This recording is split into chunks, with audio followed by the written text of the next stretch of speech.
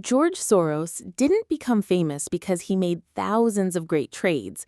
He became legendary because of one trade so bold that it earned him over $1 billion in a matter of weeks and forced an entire country's central bank to surrender.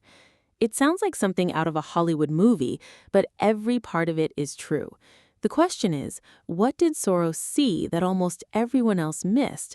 And more importantly, what can ordinary investors learn from one of the greatest trades in financial history? To understand the trade, we have to go back to 1992. At the time, the British pound was tied to the European Exchange Rate Mechanism, or ERM.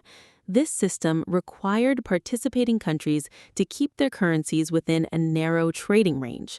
On paper, it promoted economic stability. In reality, Britain faced rising inflation, weak economic growth, and high interest rates. Maintaining the pound's fixed value was becoming increasingly difficult. Yet, governments and many investors still believed the Bank of England would successfully defend the currency. George Soros wasn't convinced. Unlike most traders, Soros didn't simply analyze numbers. He studied how politics, economics, and human psychology interacted. His theory of reflexivity suggested that markets don't merely reflect reality, they can influence it. If enough people lost confidence in the pound, that very loss of confidence could become the reason the pound eventually collapsed. Soros believed Britain had only two painful options: continue raising interest rates to defend the pound and damage the economy even further, or abandon the fixed exchange rate altogether.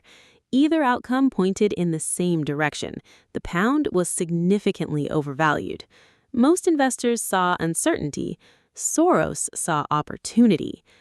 Through his quantum fund, he built an enormous short position against the British pound, reportedly worth around $10 billion.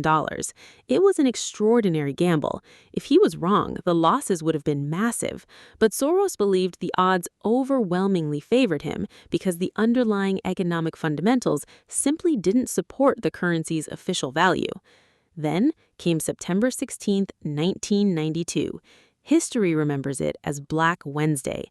The Bank of England fought desperately to defend the pound. It spent billions buying its own currency and dramatically raised interest rates in an attempt to restore confidence. But the market was stronger. Investors continued selling and the pressure became impossible to contain. By the end of the day, Britain withdrew from the ERM and the pound plunged. Soros had been right. His fund reportedly made over $1 billion in profit almost overnight, earning him the nickname, the man who broke the Bank of England. While the phrase is symbolic rather than literal, it captures the magnitude of one of the most famous trades in investing history. But the real lesson isn't about making billion-dollar bets. It's about independent thinking. Soros didn't follow the crowd. He questioned widely accepted assumptions, focused on economic reality instead of popular opinion, and acted only when he believed the probabilities strongly favored him. Just as importantly, he understood that even great investors can be wrong, which is why risk management remained central to his approach. For today's investors, the takeaway isn't to short currencies or search for dramatic trades.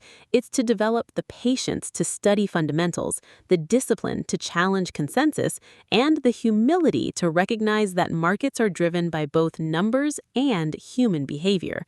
The biggest fortunes in investing rarely come from predicting the future perfectly. They come from recognizing when reality and perception have drifted too far apart and having the courage, preparation, and discipline to act before everyone else catches on.